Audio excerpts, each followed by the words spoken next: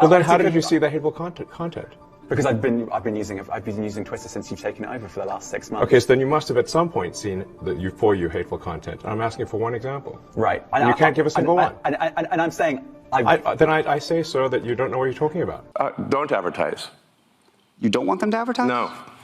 What do you mean? If somebody's going to try to blackmail me with advertising, blackmail me with money, go f yourself. You post a lot of controversial stuff. Is that considered blowing off steam? Well, I guess I do enjoy using the platform. Let's talk a bit about your tweets, because it comes up a lot. Even today, it came up in anticipation of this. I mean, you do some tweets that seem to be, or at least give support to some who would call others conspiracy theories. Elon Musk's interviews have become legendary, not just for the insights he shares, but also for the way he handles challenging questions. He often transforms potentially hostile interviews into opportunities to assert his perspective. This article delves into some of the most memorable moments where Musk completely shut down interviewers attempting to provoke or discredit him. Through his razor-sharp responses, he has cemented his reputation as a business leader who doesn't shy away from controversy or confrontation. What are the economics of that for you? I mean, you have enormous resources, so you can actually keep this company going for a very long time. Would you keep it going for a long time if there was no advertising?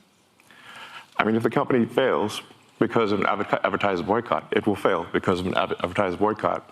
And that will be what bankrupted the company, and that's what everybody on Earth will know. In one memorable encounter, a young BBC journalist confronted Musk about the prevalence of hateful content on Twitter. The journalist seemed unprepared for Musk's sharp and direct counter-questioning. Musk turned the tables by asking the journalists to provide specific examples of the hateful content they claimed to have seen. I'm just curious. I'm trying to understand what you mean by hateful content, and I'm asking for specific examples. And you just said that if something is slightly sexist, that's hateful content. Does that mean that it should be banned? Well, you've asked me whether my feed, whether it's got less or more. I'd say it's got slightly more. That's why I'm asking for examples. The journalist struggled to name even one instance, admitting they hadn't actively used the platform for weeks. Musk's persistence revealed the lack of evidence behind the claim, effectively dismantling the reporter's argument. This exchange showcased Musk's ability to expose weak assertions, leaving the journalist flustered and the audience entertained. Can you name one example? I honestly don't use. Honestly, I don't. You can't name a single example. I'll tell you why. Because I don't actually use that for you feed anymore. Because I just don't particularly like it. But you and said actually, a lot of people are quite similar. I only look at hang on a second. my You said you've seen more hateful content, but you can't name a single example, not even one. Since acquiring Twitter, Musk has been focused on the broader issue of content moderation. When the journalist implied that Musk was fostering a space for harmful content, Musk firmly rejected the idea. He emphasized the balance between free speech and responsible platform management, making it clear that he valued open dialogue over censorship. 3 or 4 weeks, and well, then how did you see the hateful content? Because I've been using Twitter since you've taken it over for the last 6 months. Okay, so then you must have at some point seen for you hateful content. I'm asking for one example. Right. And you can't give a single one. And I'm saying... Then I say, sir, that you don't know what you're talking about. This interaction highlighted Musk's steadfast commitment to his principles, even when faced with public criticism. While his approach may be polarizing, it underscores his willingness to challenge conventional narratives around social media governance. As I said, all's well that ends well, and things are going pretty well. So, in the grand scheme of things, I can't complain. Okay. I'm going to just check my list of things to make sure I've actually. Maybe there's something that people on the Twitter want to say. Ask, we could ask them. That's on you. That's on you. There's 680,000 people listening. There you go. That's a lot. That is a lot. In another interview, Musk's interaction with a black reporter began on a cordial note, but quickly escalated when the journalist posed personal and potentially misleading questions. The reporter probed into Musk's private life, including his use of ketamine, a prescribed medication.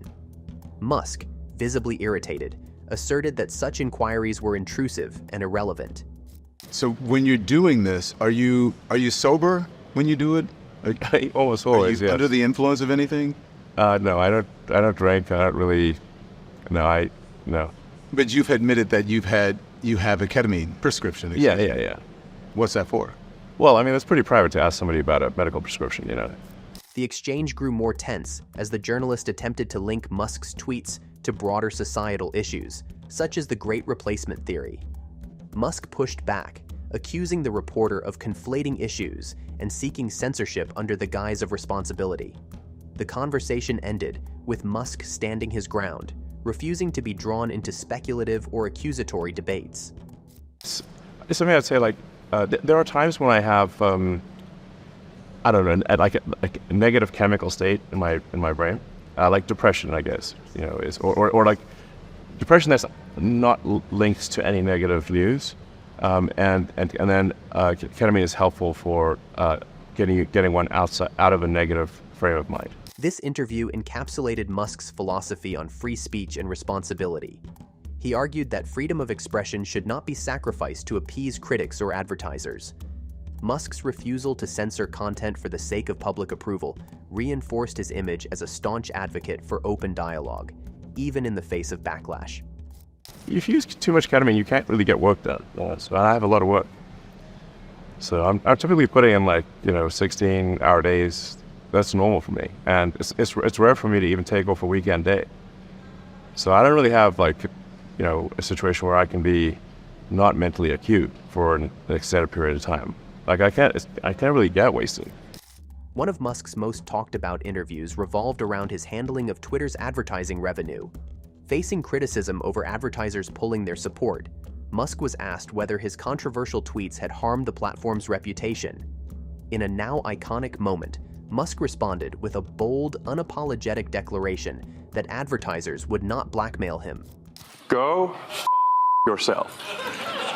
Is that clear? I hope it is. Hey, Bob, if you're in the audience. Well, let me ask you then. That's how I feel. Don't advertise. How do you think then about the economics of X? If part of the underlying model, at least today, and maybe it needs to shift, maybe the answer is it needs to shift away from advertising. This fiery exchange underscored Musk's prioritization of principles over profit. He made it clear that he valued freedom and authenticity more than appeasing advertisers or critics. This stance, while divisive, resonates with those who admire his refusal to compromise on his beliefs. If you believe that this is the one part of your business where you will be beholden to those who have this view, what do you do? Why? I understand that, but there's a reality too, right? Yes. No. I mean, Linda Yaccarino's right here, and she's got to sell advertising. Absolutely. So, totally. No. Actually, what this advertising boycott is going to do, it's going to kill the company. Musk's stance on advertising drew attention to the potential consequences of his approach. By prioritizing free speech, he risked alienating key revenue sources. Yet, Musk appeared unfazed, stating that financial loss was a price he was willing to pay for his convictions. And do you think that and the whole world will know that those advertisers killed the company, and we will document it in great detail. But those advertisers, I imagine, are going to say, we didn't kill the company. Oh yeah? They're going to say, tell it to Earth. This philosophy extends to his leadership at Tesla and SpaceX, where Musk has often made decisions that defy conventional business logic. His commitment to innovation and transparency has earned him both admirers and detractors, cementing his position as a uniquely polarizing figure in modern business. They're going to say, Elon, that you killed the company because you said these things and that they were inappropriate things and that they didn't feel comfortable on the platform, right? That's what they're going to say. And let's see how Earth responds to that. So this goes back to we'll both make our cases, right? And we'll see what the outcome is. Critics have accused Musk of embarking on an apology tour to mitigate the backlash against his controversial statements. However, Musk has consistently rejected this characterization, insisting that his actions are driven by principle rather than public opinion. During an interview, a journalist suggested that Musk's recent public appearances were part of an effort to repair his image. Musk dismissed the claim, reiterating that he had no interest in pandering to critics or altering his behavior to fit societal expectations. Musk's ability to reverse the narrative in interviews is a hallmark of his communication style. Whether addressing accusations of irresponsibility or defending his tweets, Musk often shifts the focus back onto his critics, questioning their assumptions and motives. Let's talk a bit about your tweets, because it comes up a lot. Even today, it came up in anticipation of this. I mean, you do some tweets that seem to be, or at least give support to some who would call others conspiracy theories. For instance, when asked about his late-night tweeting habits, Musk challenged the notion that his schedule was relevant to his professional responsibilities. This approach not only deflects criticism, but also reframes the conversation, forcing interviewers to justify their line of questioning. Well, yes, but I mean, honestly, some of these conspiracy theories have turned out to be true. Which ones? Well, like the Hunter Biden laptop. That's true. Yeah. Yeah. Musk has described Twitter as a war zone where open debate and confrontation are inevitable. This perspective shapes his interactions with critics, both online and in interviews. Rather than avoiding conflict, Musk embraces it, viewing challenges as opportunities to test his ideas and assert his principles.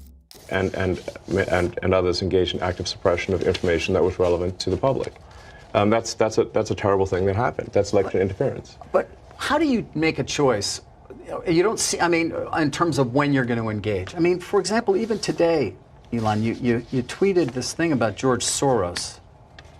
Well, I'm looking for it because I want to make sure I quote it properly. But, I mean, you know what you wrote. But you basically... I said it reminds me of Magneto. This is like, calm down, people. This is not like made a federal case out of it. You also... you said he wants to erode the very fabric of civilization, and Soros hates humanity. Like, when you do something like that, do you I think that's true. That's my opinion. This mindset was evident in his exchange with a journalist who questioned whether Musk's tweets were damaging Tesla's reputation. Musk responded by asserting his right to express himself freely, regardless of the potential consequences. Elon Musk's confrontational interview style has broader implications for the relationship between public figures and the media. By refusing to conform to traditional expectations, Musk has challenged the power dynamics of journalism, redefining what it means to engage with the press. Why share it? Especially, why share it when people who buy Teslas may not agree with you? Advertisers on Twitter may not agree with you. Why not just say, hey, I think this. You can tell me, we can talk about it over there, you can tell your friends, but why share it widely? I mean, this is freedom of speech. I'm allowed to say what I want. You absolutely are, but I'm trying to understand why you do, because you have to know it's got a... It puts you in the middle of the partisan divide in the country. It makes you a lightning rod for criticism. I mean, do you like that? People today saying he's an anti-Semite. I don't think you are. His approach highlights the growing tension between transparency and sensationalism in modern media. By exposing flawed arguments and biased questioning, Musk has positioned himself as a vocal critic of journalistic practices that prioritize controversy over substance. Offer me money. Offer me power. I don't care. So you just don't care. You want to share what you have to say. I'll say what I want to say, and if the consequence of that is losing money, so be it. What drives Elon Musk to push boundaries and challenge the status quo? Whether it's space exploration, renewable energy, or artificial intelligence, Musk's unwavering passion for innovation is undeniable. Let us know your thoughts in the comments. Don't forget to like and subscribe to join more honest conversations about influential figures shaping our world. See you in the next video.